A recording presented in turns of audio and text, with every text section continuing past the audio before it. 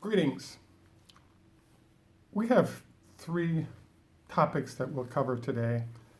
The first thing that we focus on is that there's the head of research for Cummins has come out with a new quote regarding the semi. And what he indicated is that the Tesla semi is an emotional purchase decision based on several reasons, and customers buying Cummins products don't operate on emotion. The second thing we cover today is we review Tesla's decision to start building large rental fleets, for example, at Avis, instead of providing repair parts for vehicles. And then the third thing we cover today is kind of where are we on the stock and what are the implications of sort of recent activities by the company.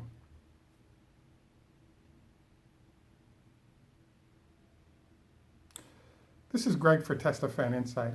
Thanks once again for joining us. If this is the first time on our channel, please take time to like and subscribe. If you're a repeat visitor, welcome back. Today's talk starts off with a truck emphasis. And so what's kind of going on is the fact that Cummins is if the Tesla Semi works and is produced in the manner that Elon Musk has described, it's extremely bad news for competitors in the trucking industry, in particular, Cummins Engine Company.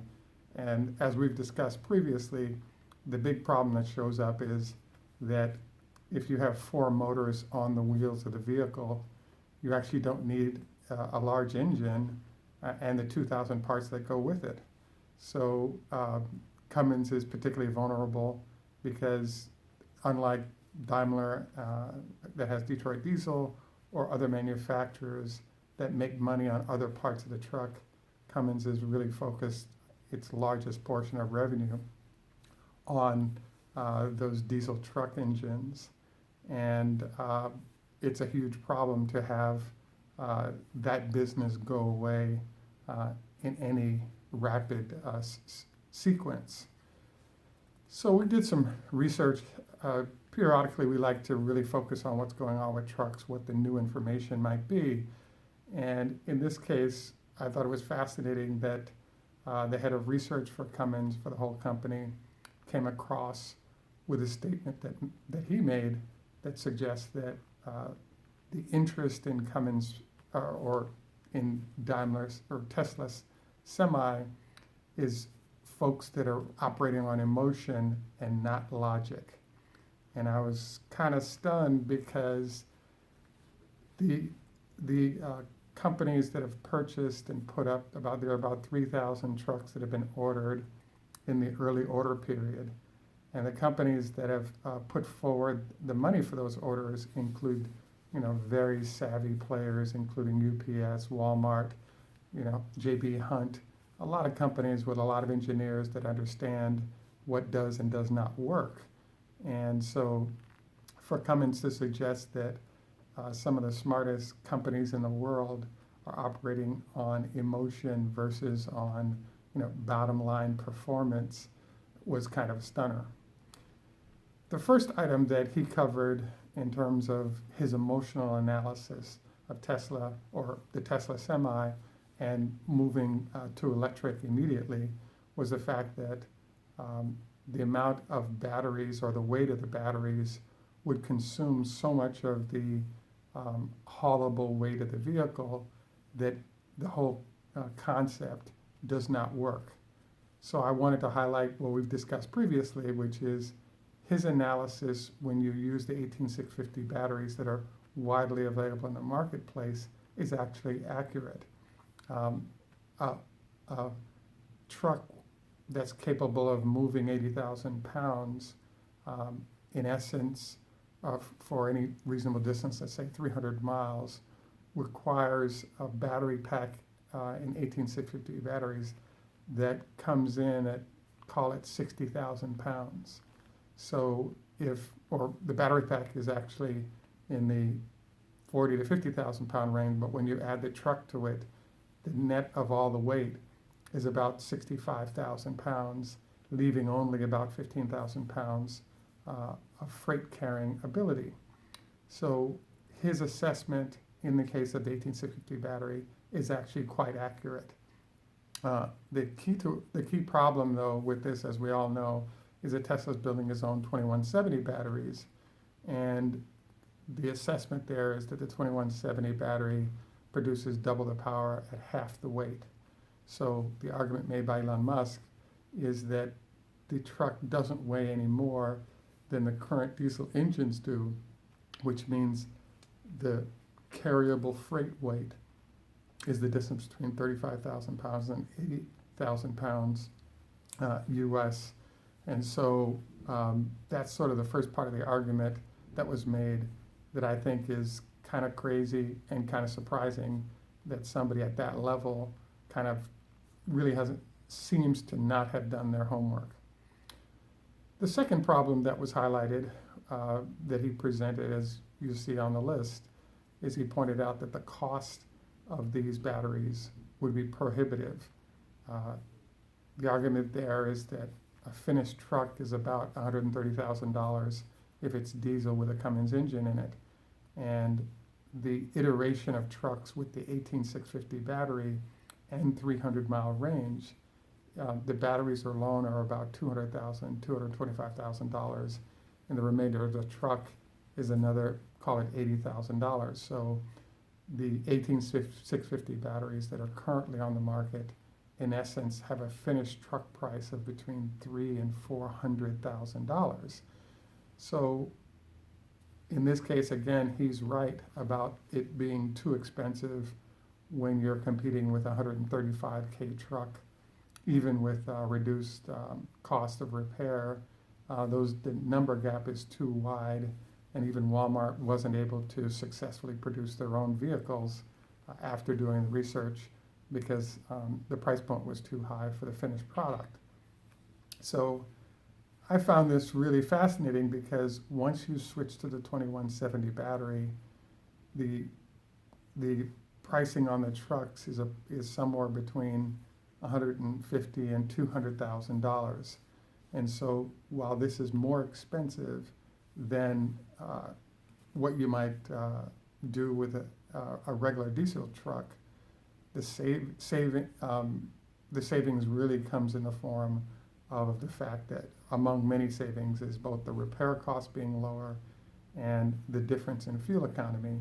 The effective fuel economy that's been analyzed is 20 miles per gallon for the electric semi of Tesla, and the effective fuel economy is 6 miles a gallon on average for the diesel trucks. So you can see the numeric difference and the impact of that.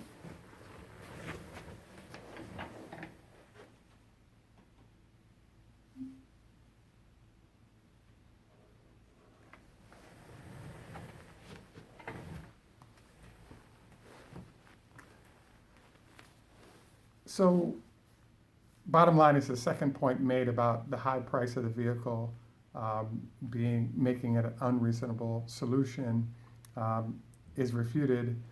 And if you look at the numbers, Tesla is in a process right now where they're at about 100 and in that $115, $120 per kilowatt hour right now.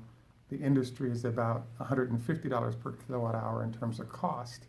So that cost difference, part of, I think, the delay is just having the batteries available because they're not going to Model 3s. But the other issue was, can you get the cost down to that $100 per kilowatt hour level before you move them into trucks, because it'll make the numbers work better. And the answer to that is, I think it's entirely possible. It's, I think mid to latter part of this year, those numbers will be achieved with the scale that's going on inside the Gigafactory. So bottom line is that when you go through the actual cost numbers, the emotional analysis that Cummins is presenting as to why so many large companies that are well researched are actually choosing to go for the Tesla semi-solution, I just think that it's unfortunate that he's having dialogue in this fashion, but it doesn't fit the facts. And I think the result will be, you just lose more customers in the process. If you look at the Cummins solution, there are a number of partners there that help them to deliver their truck, and it's still at the prototype stage that isn't delivering, and it's a Class 7. So there's a huge problem, and he delineated a problem with electric trucks currently. And if they can't get a solution that includes a 2170 caliber battery, the conclusion that he assessed of non-viability, I think, remains on point. We're deviating a little bit today because of a variety of reasons. And the second sort of point we wanted to jump into today is the Economies of Scale challenge that Tesla is starting to present.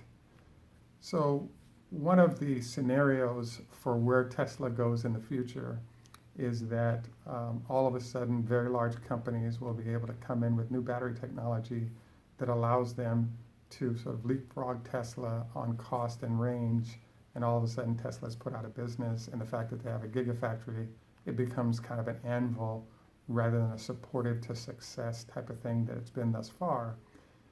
Our assessment of this is that that scenario is possible, but one of the interesting components of how you compete with new folks is that you all of a sudden put a price out there that's arbitrarily low for a comparable product, and all of a sudden consumers will swing to you heavily and starve the new company of sales. In the case of the Chevy Bolt, 248 miles of range, as much as $20,000. If you look at the $40,000 price tag, the $10,000 off, so they're offering that car for $35,000 for 248 miles of range, and people are willing to pay $50,000 to $70,000 for the Model 3 of Tesla, or effectively double the price, and are happily doing so. So there is more to it than simply offering some decent range, etc. Clearly, the supercharger ability of the batteries versus having to wait overnight, as well as the supercharger network, as well as Tesla's infrastructure for electric, really swamps the offerings that have been presented by GM and others over time. And so I think it's fascinating that consumers are willing to step over a $10,000 cheaper product. So one of our fun discussions in our next show will actually review some of the analyses of this type by a gentleman named Bob Lutz formerly of GM. But we're also entering a very interesting phase, which is that there's a concept in business called a loss leader.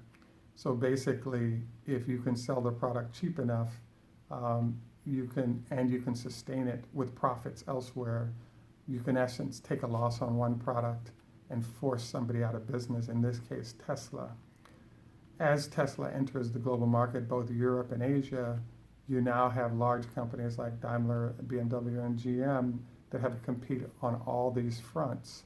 So the ability to take losses in one market as a way to come after Tesla starts to disappear as a viable solution, because you now have that global footprint is sort of killing the life out of this loss leader plan, which is one of the ways that smaller startup companies have been destroyed in the past. And it further highlights sort of elements of why there's such a Tesla miracle going on in terms of this circumstance. Sort of the last segment that we're looking at today is sort of reviewing what's going on with Tesla's stock price. As we discussed when Tesla came out with their production numbers, it was very easy for the large investment firms, et cetera, to extrapolate numbers in terms of what production and profit might be on those cars before other issues are covered, like the tax credits and other things that Tesla makes revenue off of. So I kind of wanted to bring this conversation forward because over the last couple of days, it's the 9th of January 2019 right now. What happened is that we went through a process where the production numbers came out. The numbers are typically assessed as lower, on point, or above what analysts had forecast. And in this case, the number that came in was below analyst forecast for what sales might have been. And there's a number of narratives that were developed off of that, suggesting that Tesla was in sort of a bad situation right now. And our assessment of that after we saw the numbers was that the hedge funds, who are the fastest money guys, would quickly lower the stock price, which is what happened. But you had to wait about 5 days before the large institutional firms would have a chance to fully digest the numbers, get the digestion from the analysts, and then be able to come in with an intelligent decision about what to do with the stock. And so as the market has stabilized recently, the stock price has gone from about 300 to about 345 in 3 days. And I think this trend of bursts of price movement upward will likely continue because Tesla has plenty of cash on hand to meet some of the obligations that are coming in. And by emphasizing the sale of the highest priced models as they enter Europe and Asia, it allows Tesla to further build its cash war chest to not only be profitable, but also, growing profits nicely. So I think the news that's sort of roaming around the stock, can be negative and can be stoked to be negative by folks that control the media from the hedge fund standpoint, et cetera. But at the end of the day, I'd have to argue that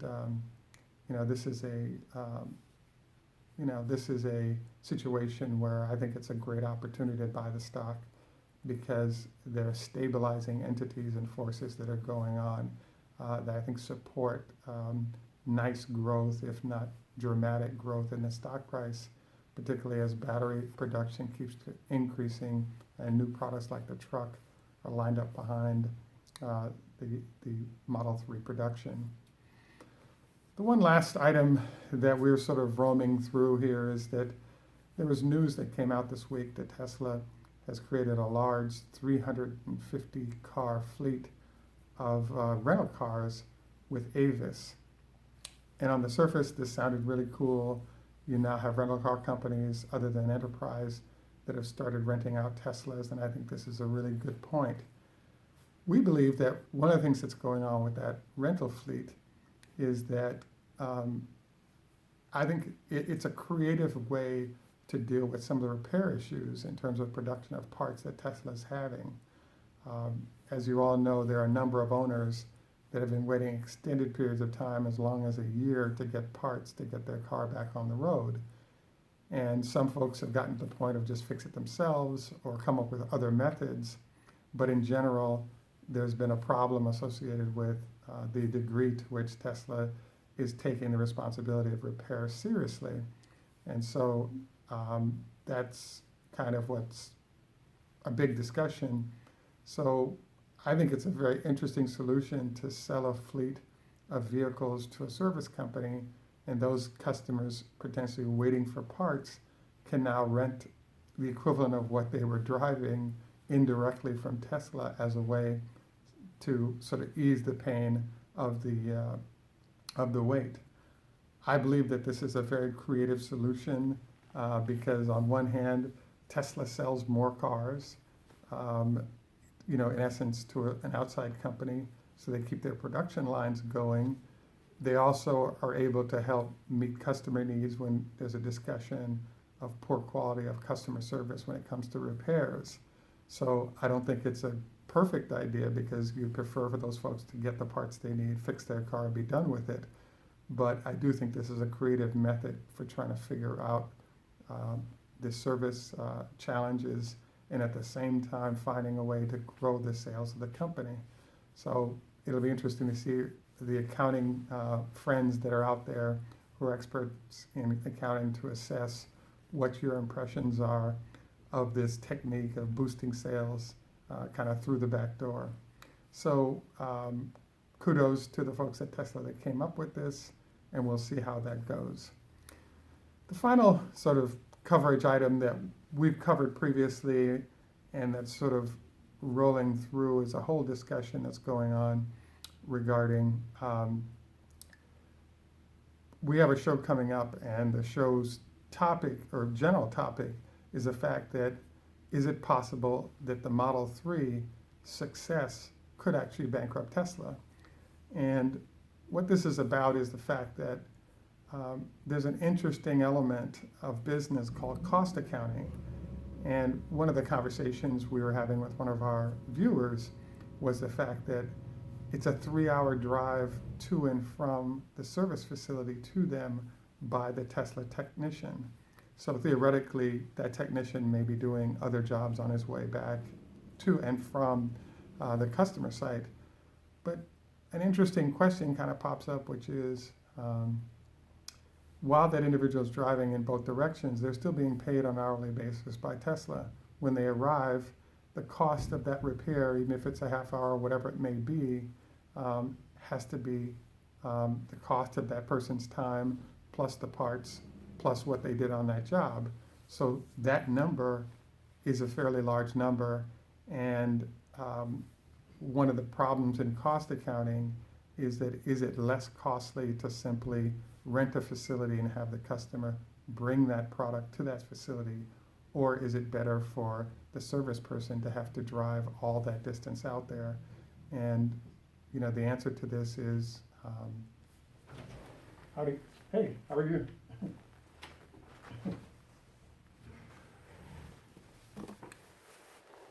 So I bring this up, bottom line, to the fact that the interesting challenge for Tesla is when you're a small 20,000 vehicles a year company, you can make mistakes and it's okay. But once you become really large, this can become a huge problem. So at any rate, want to thank all of you for joining us. Please remember 20 leg lifts a day. I'm about to do mine. Plant-based diet I know is great. I still like my meat, but learning how to embrace more of that for a healthier plan.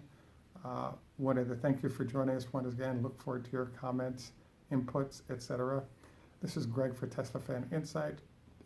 Tschüss, German, au revoir, French, Lehitrot, Hebrew, Choda Hafez, Farsi, Ni hao ma, Chinese, and in Jamaica we say enough respect, walk good, and thanks for joining us. Have a great day. Bye for now.